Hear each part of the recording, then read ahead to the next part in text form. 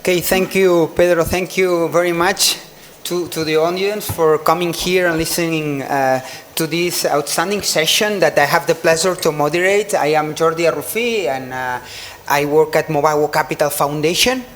Just let me tell you just a bit about Mobile Capital Foundation. We work in order to extend the impact of MWC to create a legacy of this huge event. It's called MWC that happens once a year in Barcelona, and we do it through many initiatives, and one of our key pillars is talent. We have a program that I have the pleasure also to lead. It's the Digital Talent Program, and we boost digital skills and digital talent in our ecosystem. Nowadays in Barcelona there's over 120,000 IT specialists, so there's a lot of IT specialists, but of those 120,000, more or less 25% work in a significant, let's say, player in our ecosystems, which is the tech hubs. And today we have a very good representation of those tech hubs. We every year publish our Tech Hubs report. You can download it. There are over 140 Tech Hubs in the city. This is data from December 2023. The report is free. It's called Tech Hubs Overview, Barcelona Tech Hubs Overview. 140 Tech Hubs, meaning international companies that invest in Barcelona to settle their IT capacities, and then they develop technology that has a user or an impact that is international, so goes beyond the frontiers of Spain. So they are developing technology from a hub here in Barcelona, but has an international impact.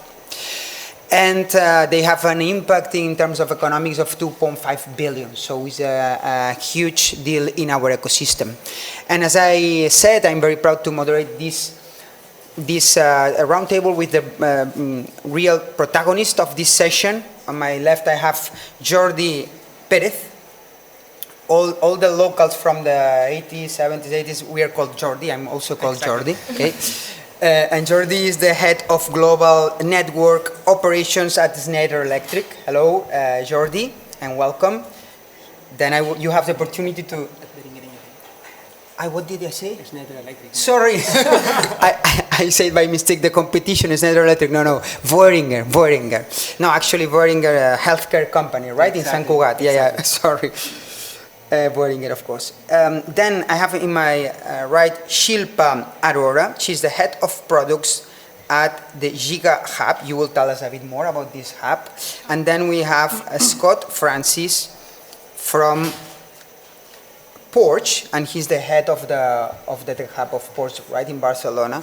I remember when I first met Scott, you told me that he was planning to stay here for 6 months, and it's already 9 years, right? So I will ask them about also the Barcelona experience and why they feel that it's exciting to be here.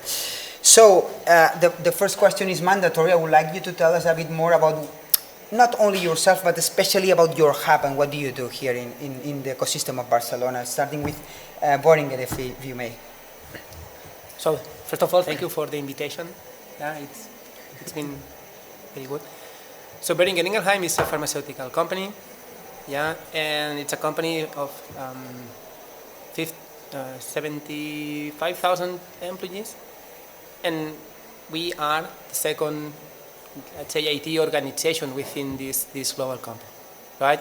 So in an IT of 1,500 people in Spain, we are almost 300 employees that we are working and delivering IT services. Yeah, and then 10 years ago, we were the local IT department. It's not working. Okay. 10 years ago, we were the local IT department, and over the 10 years, we have transitioned into the IT hub of the company. Meaning that we started with kind of, say, value low activities, the things that nobody wanted to do, so to speak. But then over the time, we have been growing, very healthy, and now we are leading the digital transformation of the company, so to speak. Yeah? We have projects in the environment of data. We have projects in the environment, how are we transforming the way how we produce drugs. We are leading artificial intelligence capabilities. We are managing the cybersecurity center, so the whole cybersecurity topic is managed out of the hub that we have in Spain. am I leading the global network operations, meaning that my team globally, we are the ones that we connect everyone and everything. I always like to say we connect everyone and everything. Yeah. So and I think that this is a very nice history about how, starting from a local IT, in 10 years we really have built really a key IT organization within the company, and now that we are really the key players, no, we are the one that we are driving the topics, and it's been a very nice story. You see, we feel very proud. Thank you very much, Jordi, for the introduction to Boehringer. Actually, this evolution of your hub, it matches quite a lot with the trend in this industry of tech hubs. So most of them started as just a low-end supplier of maybe low value-added services at a fair cost or even cheap cost, and most of them nowadays they are supplying high-end services, focus more on quality than in cost, of course in competitive cost, but we are very competitive also in the quality and value-added of the services, right?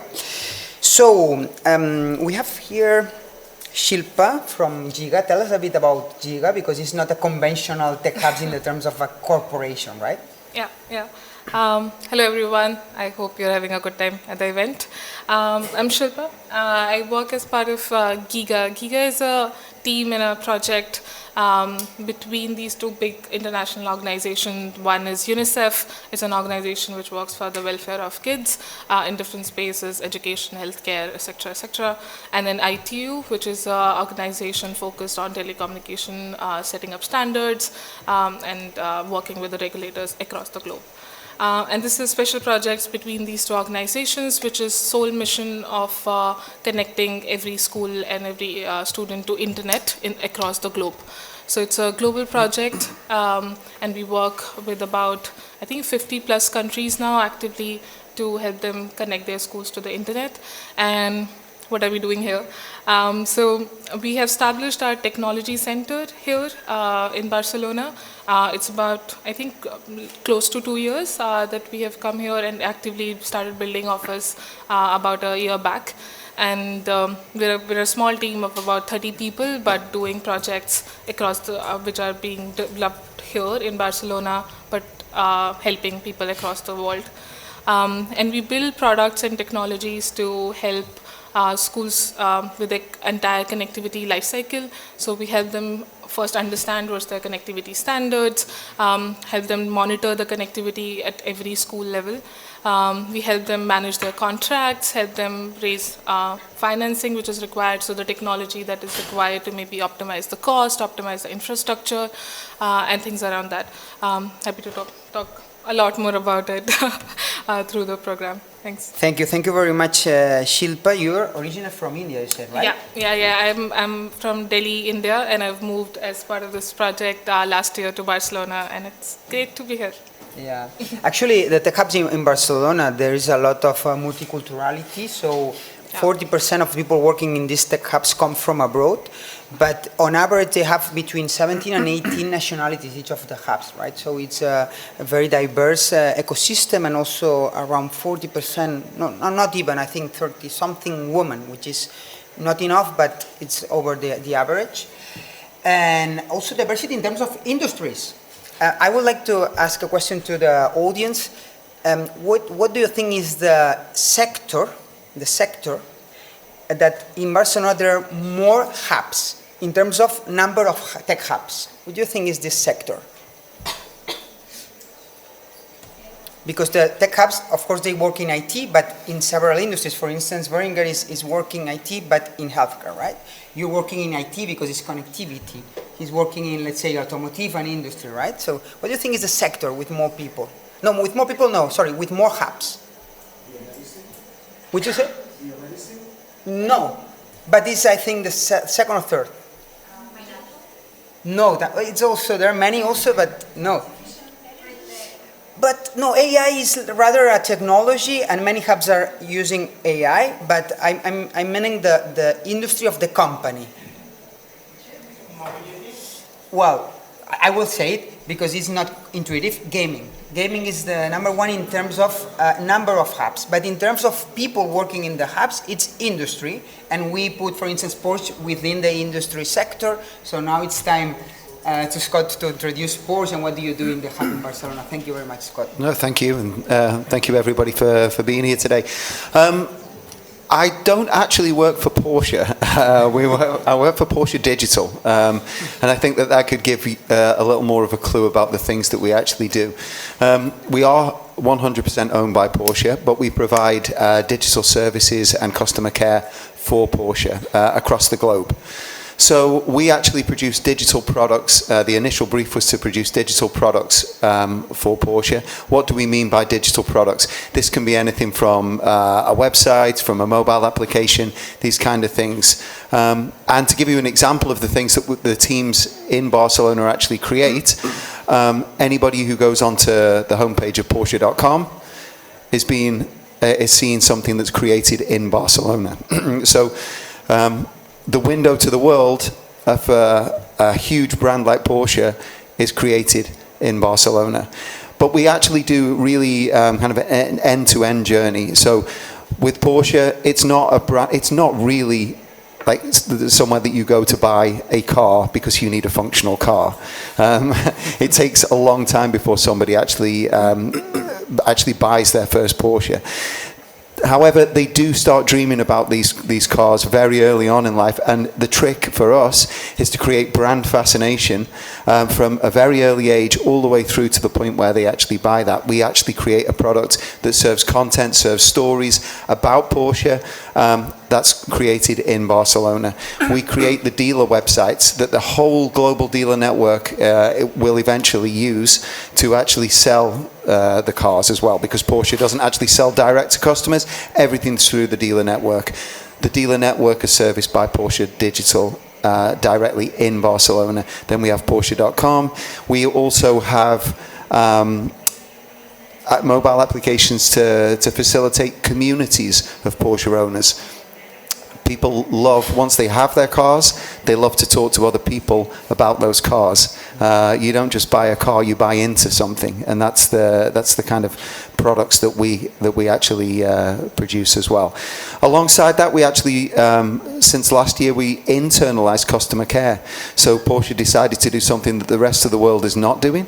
They said, actually, Porsche customers need to be serviced by people who work for Porsche. And so they took the step to internalize the whole thing. And that, for 4 different markets, is handled inside Barcelona as part of Porsche Digital as well. So it does mean that we grew quite fast. We started 3 years ago with just myself, and we are now nearly 130 people. We do slightly better than the average for gender balance. We are basically 51-49. So which is a conscious effort. That didn't happen by mistake. And we have, I think, 28 different nationalities working at the hub. So it is, I would say, representative of Barcelona as a tech hub, and the figures that Jordi was actually giving there. Thank you very much, Scott. I remember that I paid a visit to your hub a long time ago. And of course, the environment that you can perceive there is very different that, let's say, industrial automotive company, right? As you mentioned, you are an IT organization, a digital company within an automotive organization. So the culture, I guess, is very different than the headquarters, right, or the manufacturing facilities. So I would like to jump into the second topic. Is about, imagine that you have to convince this audience that Porsche or Giga or Boehringer is the best place to, or the best choice to do a step forward in their career. What would you tell to them about convincing that it's a nice place to work? Well, first I would say, if you were looking to make a jump in your career, then actually look at kind of what you want to achieve and what chimes with you at the time, because I think that's very, very important. I mean, clearly our projects are very different. Like, we sell luxury cars. We don't connect like people who need the internet. Like, this is completely different, but there's still space to do all of these different things. I think even though our market is something which is quite, which is distant to a lot of people, and I include myself in that, it is distant to a lot of people, but we still focus on giving the best employee experience because we want to take care of the people who work for us. We believe that a diverse environment is is the best environment. We genuinely believe in balance in the workplace. That's why we have a near perfect balance of men and women, because we think that that is actually going to create the best environment to work in. And for us, a lot of the time, it is focusing on that environment. Of course, when you have a brand like Porsche that you're working for, you end up working on exciting projects that are global. So we're lucky in that respect, because Porsche customers expect a certain standard, and so we are very much looking for people who can really deliver on that. But as employers, we provide like an amazing environment to work in. The office building that we actually have now, I don't know whether you visited Wittywood. You visited the old one on the Rambla, yeah? We actually we moved almost a year ago now into Pobla now. Quite cliche for a tech company, I know. Yeah, I have more information here. 80% of the tech hubs in Barcelona are in 2012. Yeah. So we jumped on board, but we actually our building is called Wittywood. It's next to Yakuna Metro Station. I recommend anybody passing by. We have some, as you might imagine, we have some lovely cars sitting outside the building that you can easily access. It's a building completely made of wood.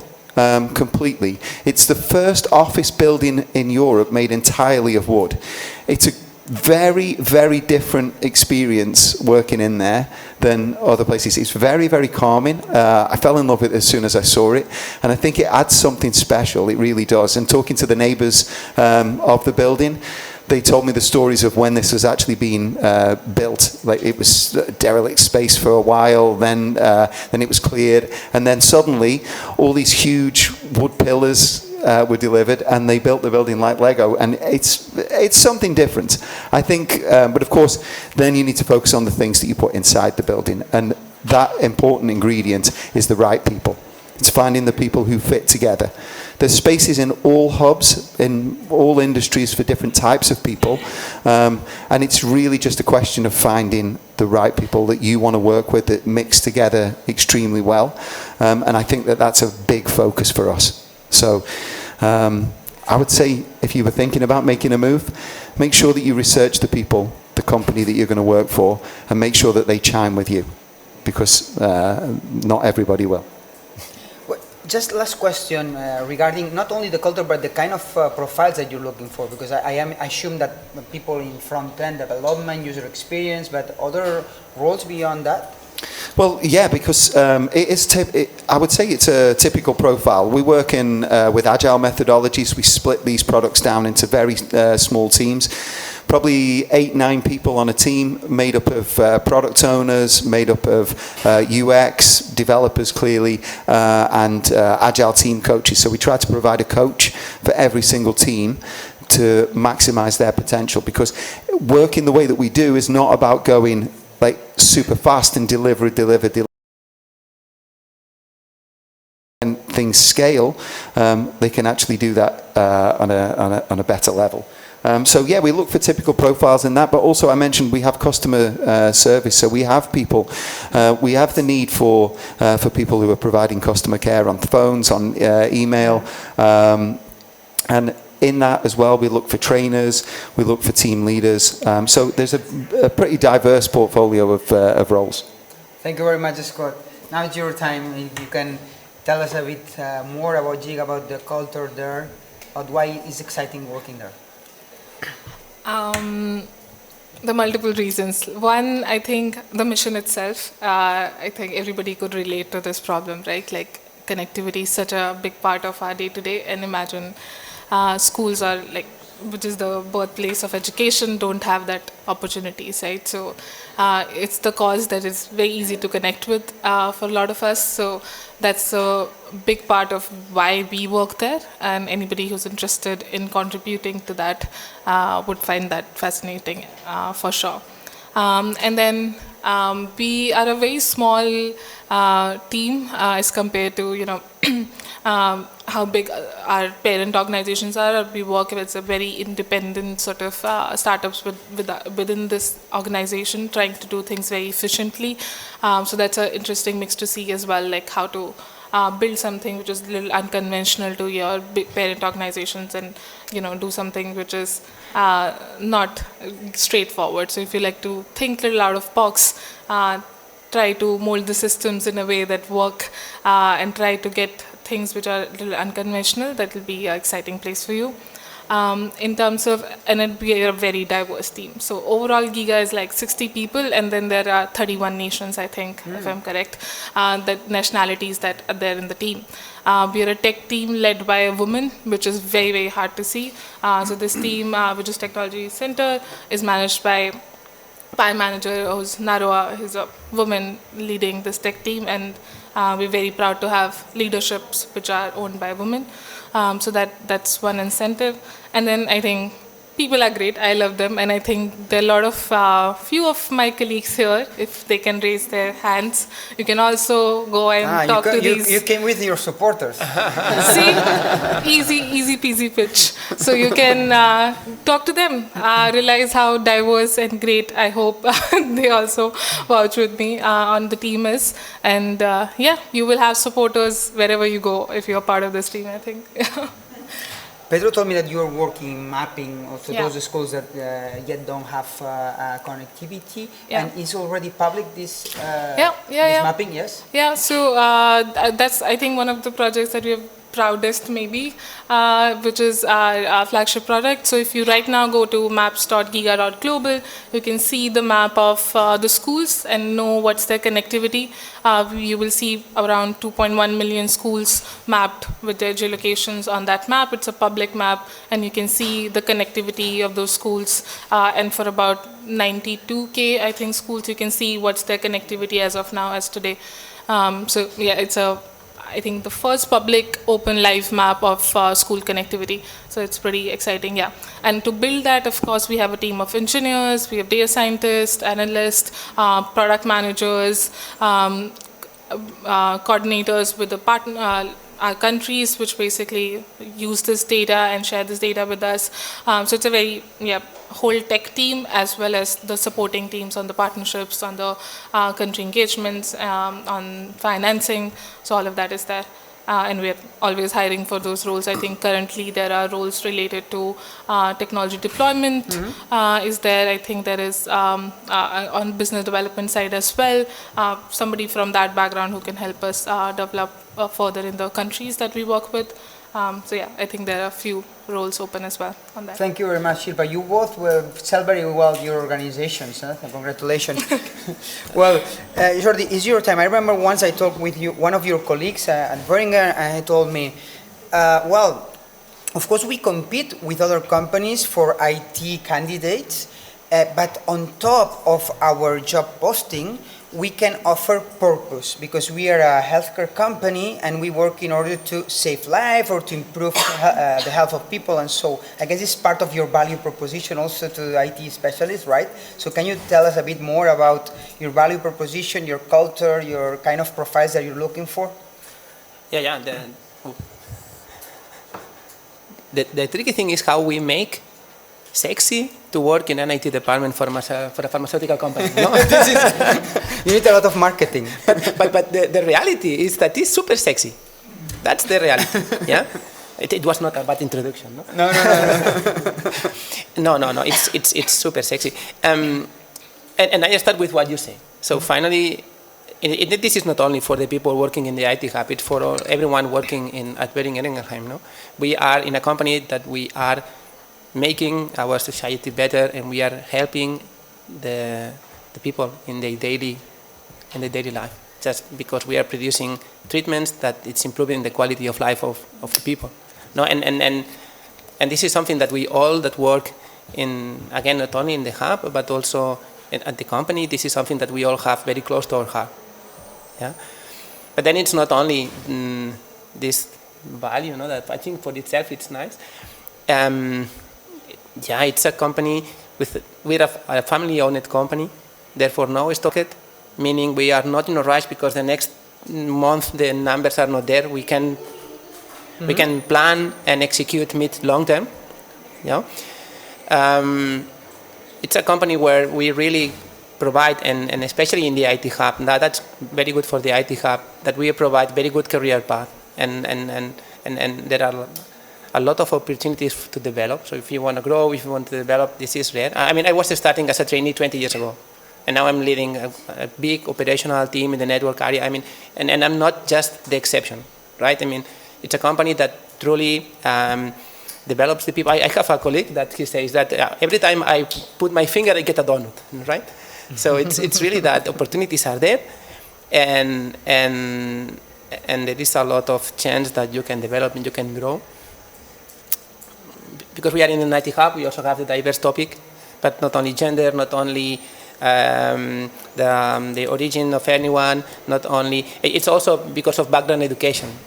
So we have people from universities, we have people that they have a different degree, and that it's really a very nice environment. You can work and you can deal with many different people with many different backgrounds, and this is also very rich, and it's something that we also try to really enforce. Yeah. Jordi, you mentioned before that you're working in very diverse projects, also very high-end technology, sometimes like AI, you mentioned, also data analytics. You can tell us a bit more about the kind of profiles you're looking? The funny thing is that we provide IT services for the whole company, meaning it's manufacturing, so we provide services, how do we produce drugs, but how do we sell, but how we market, the whole infrastructure, right? HR, SAP.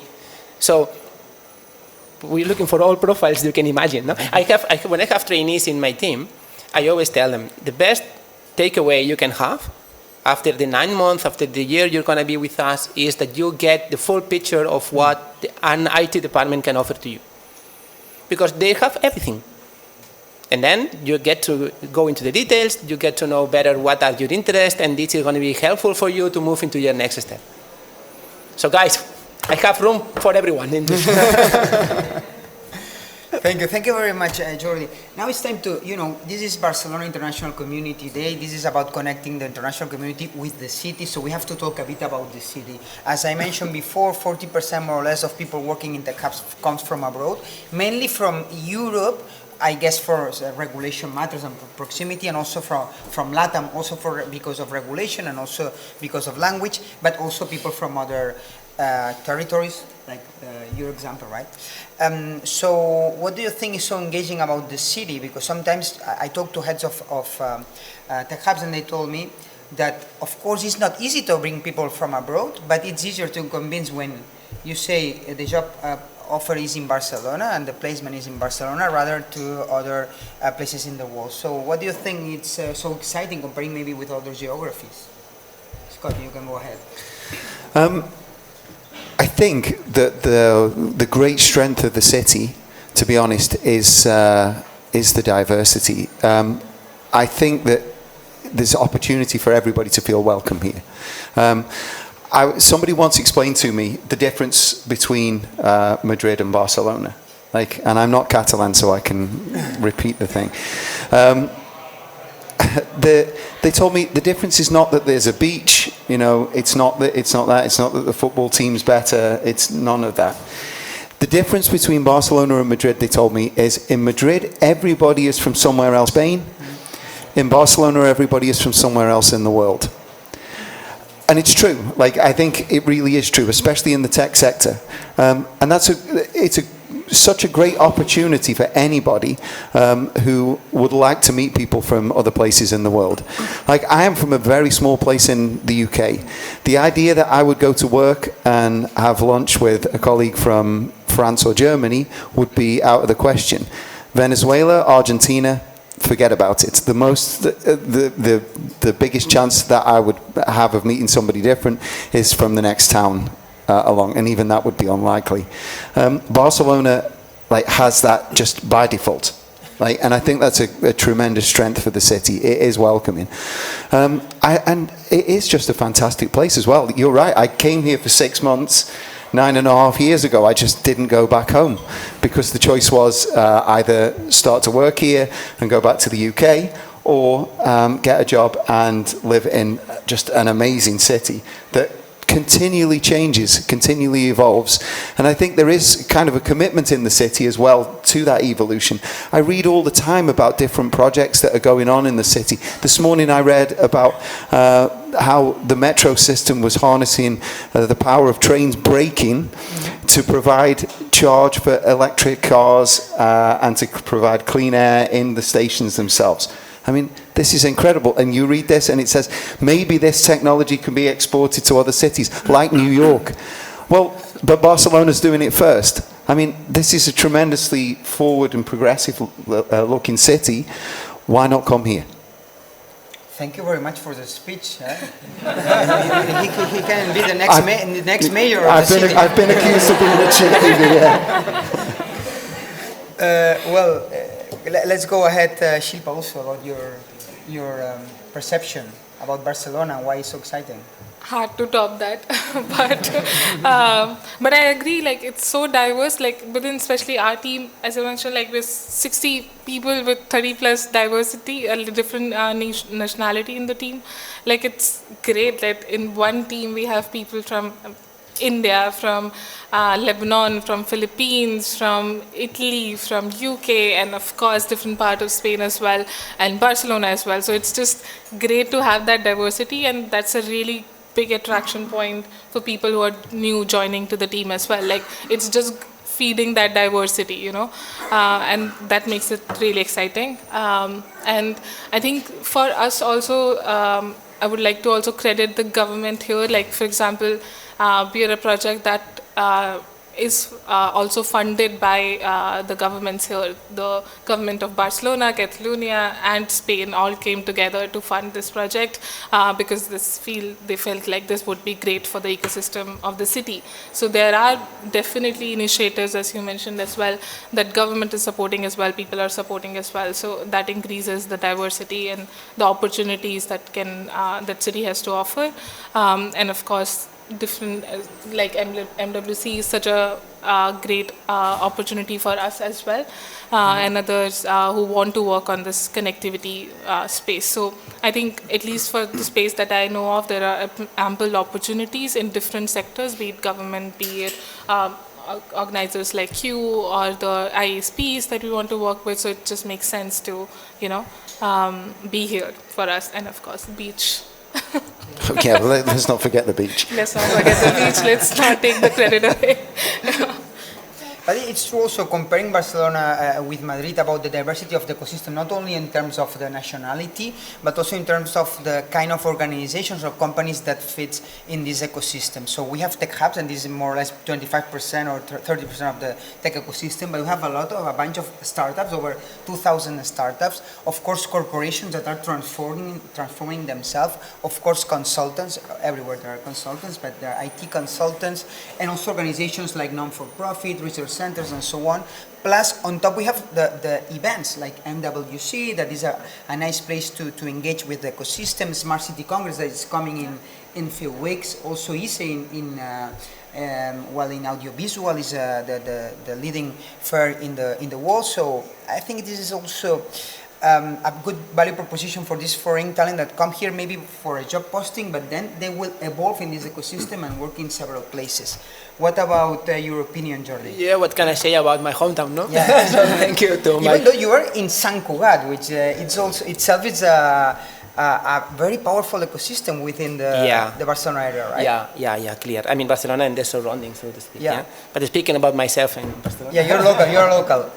So thank you for my mates here, that they were so nice with my city. Yeah, it's just 300% I subscribe to what you say before. Yeah, diversity, and there is another for me interesting topic, which is that this area, we have a very, very good universities, we have a very, very good schools, and really the profiles that you grow here, they are also very good in technical stuff and technical thing, no?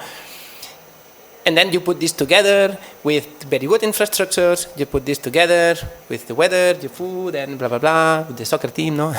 And then as well, you put this together with the hubs and the different startups, and as you were already saying, and finally just creates this kind of a meatball that is generating the momentum that we have. It's not the momentum we started yesterday. The momentum started years ago, yeah. But we keep it moving, and the mobile, having the mobile, is also helping. And I think that this, I mean, it's the whole package that finally make it very attractive for the companies to invest, and also for the people either to live here, to grow here, or to come from the outside, so to speak.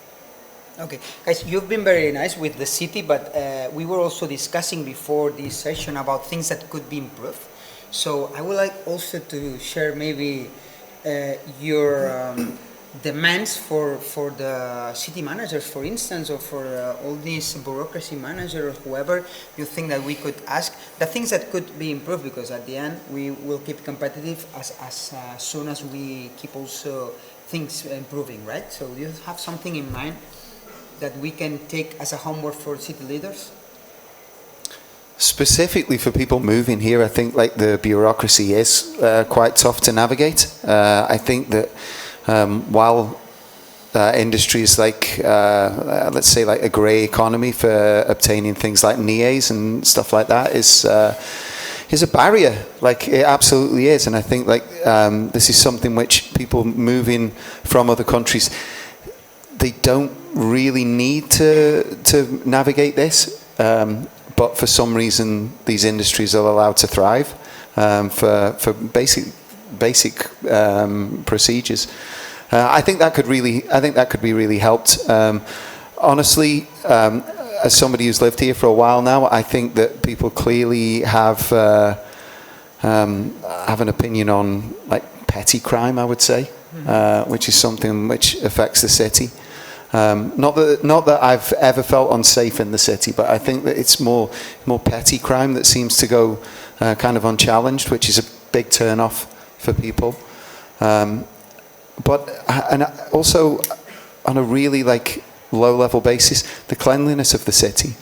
Like I think that there are certain parts of the city that you can go to and think, actually, like why does this look so good when other parts do not look like this? I'm lucky enough to work in Poblenou. Take a walk around Poblenou and you'll see like very, very clean streets, very, very nicely kept neighborhood. I live in Barcelona.cat. If you go to Barcelona.cat, then it doesn't exactly match up the standards of Poblenou in terms of cleanliness. I think these are things that could be solved. And as a off-the-wall suggestion, I think that all the city rooftops should be made into gardens so everybody has some green space. I have a friend that works in this business. It's called, really? Yeah, Gardens in the Sky or something like that. Yeah. I think good experiences. We're not going to get any more space, right? Like on the ground. So why not make use of the space that's above us? Like I think that, come on, Barcelona, if we're going to be innovative, let's get green space everywhere across the city, and the place for that is the rooftops. Good suggestion. Thank you. So Shilpa, what about you? Yeah, you don't have to extend that much, huh? But, love the idea of rooftop for sure. I agree. I think it's not been a long time for me, so I'll just talk about from the experience that I've felt so far.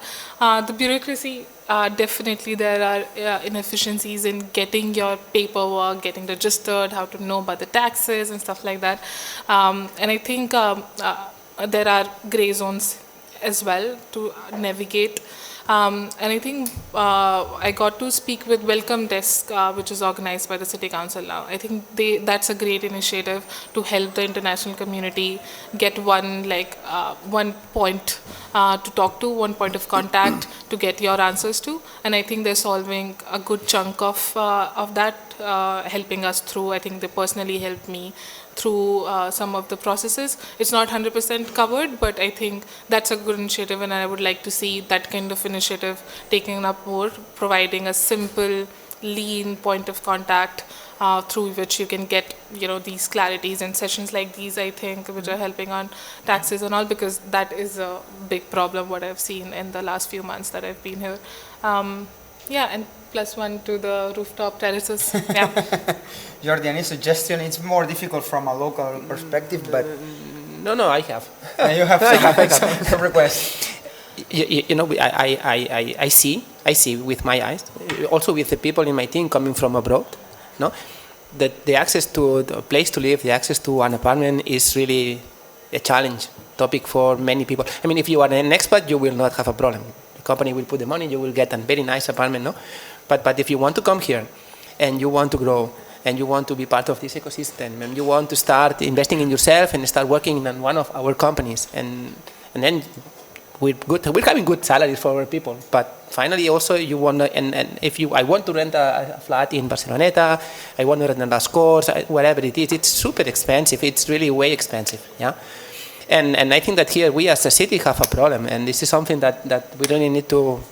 I saw the mayor before there, and I was no, but this is really a topic, and I think they're aware. No, they must be aware, and even for the locals, right? You see people that they were in the neighborhood, they grow up in the neighborhood, and now they need to live outside of the city because they cannot afford for renting a flat or for buying it.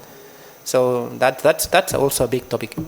Thank you very much also for your suggestions. Actually, regarding salary, it's true that according to our data, the salaries in IT are around 10K yearly higher than the average of the city. So it's true that the IT is paying more because of the value added of the job, but also because of the scarcity, because usually there's more demand, so more job postings that people that is available to work in this kind of companies. I have more topics, but we have only 5 minutes left, so I would like also our audience here to share some thoughts or maybe to ask some questions. Now is your time. I think it's a good opportunity. We have very interesting people here to ask. So, yes, we have a volunteer here. Thank you so much. Hi, my name's Michael. Lived in Barcelona for about 2 years from the UK. I run an international diversity and inclusion consultancy, so it's really refreshing to hear that you're all prioritizing diversity and really kind of promoting the importance of it, especially at a time when we're seeing so many anti-woke narratives in the media. I just wanted to ask, given we're here on, International Community Day, like what's the biggest challenge that you're facing when it comes to creating community? Because what I see with clients all over the world is as diversity increases, inclusion actually decreases, because it's very hard to make everyone feel welcome when you're welcoming people from all over the world of different backgrounds. So I just wondered, within your organizations, what do you think is the most effective method to generating that community feel, that feeling of belonging, when people are coming from so many different cultures and backgrounds? Thank you. Mm-hmm. I can provide a comment you don't like, but you need to go to the office, guys. So home office, no, we all like to work from home and this is awesome, but you need to go to the office, especially if you come from the outside, you need to go to the office. Yeah. And at the end of the day, I see it very much with the locals. For us, it's because maybe cultural things or whatever, you would be in Madrid, that would be different. But we finish the work, we go home. Done. But with everyone that I see from abroad, it's magic how they start to build the connections and how they start to build themselves the communities. And this you can see very easily in the organization, how the things are moving and how this is developed. I think agree with that. Being in office, at least sometime in the week, we try to all meet and try to have lunch together and do things together, because that really helps understanding each other. And also, in a way, like one thing that I really like doing with our team is just to write more than just speaking, because if you are coming from different, even if you're speaking a common language, say English in our case, there are of course different dialects, different way of expressing, but writing makes it much more easier in our experience. So when you're communicating, try to have more focus which is on writing and documentation so that everybody is on same page. That's more about the language piece, and I think just different ways of expressing, which makes things a little easier. I think that's coming on top of my mind. Yeah, I mean, again, agree with almost with creating a space, like not necessarily a physical space, because some people might not want to be in the office all the time. But I think it is important to actually check in with people. Like, it's important to engage with them, I would say. Like, I think when you start in any new role, any new company, you want the basics of psychological safety, right? Like inclusion, safety.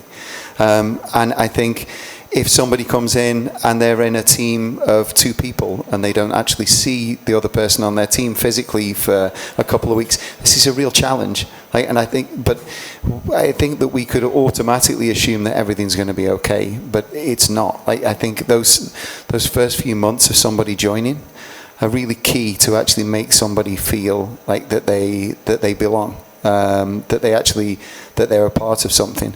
I think that there's really small initiatives that you can do around that, like assigning somebody as a body, making somebody like actually a group of people actually responsible for checking in with that new person and actually bringing them into the conversation. I think there's small touches. I think there's small things that you can do, but just each one of those can help people to feel like included and part of like what you're actually trying to do there. So I think engagement as much as possible, just like talk to people. Thank you very much. Do we have time for a last question? Because it's 1:15, so maybe last question. Well, maybe you don't need to answer, only one people answering each question, so we can fit a couple of questions. Okay, Jordi, I'll stop talking now. No, you're a good politician. If you want to change your career, you will be a good politician. Thank you. It's going to be a very quick question. First of all, thanks a lot for actually opening the Barcelona Tech Hub sphere for me, because I work for an international startup which is based in US and Cyprus, and I know nothing about Barcelona workspace and workflow.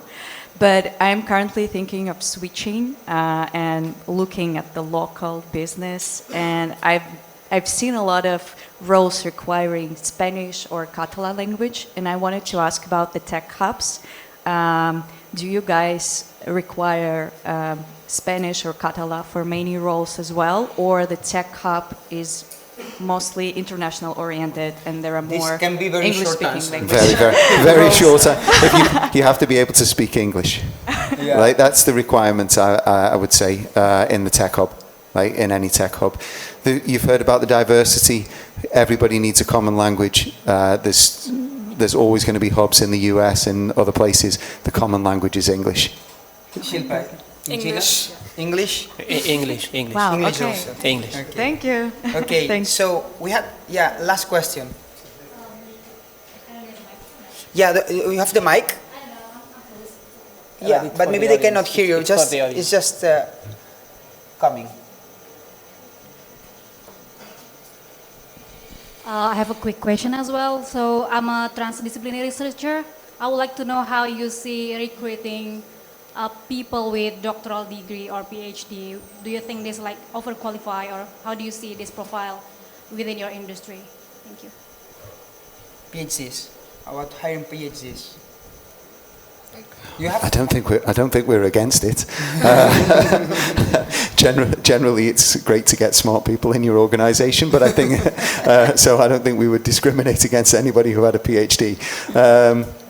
No, of course, but that doesn't. But I think the great thing with tech is that you have such a wide range of needs. You have opportunities for people who've graduated from a code school, switch careers, to people who have like many years of experience. So there should, in my opinion, there's no barrier. Just you need to give us your resume, no? No, I mean, we need to be responsible with the people we hire, and for sure we need to hire the person according to their job, and we should not find overqualified people for things. But the funny thing is that we have so sexy topics that we are doing that for sure we are all looking for talent, and we have a lot of room for very qualified people as well. And we have a research team which just focuses on machine learning part and other parts of AI. So we definitely need PhD in that space. In other space where there's no requirement, it's not about PhD or not. It's about the right qualification, what you have. If it overqualified, doesn't make sense to hire for that role. But there's one team that we definitely have, and I think I have in all the jobs that I've had so far in the tech space, there's always been a research team. So I don't think it's that there's no space, but of course you need to find the right position for the role, right? There's no time for more, so thank you very much. Jordi Pérez, Head of Global Network Operations at Boehringer Ingelheim. Scott Francis, he's the head of Port Digital, and Shilpa Arora, the head of products at GigaHub. And thank you very much to all the audience.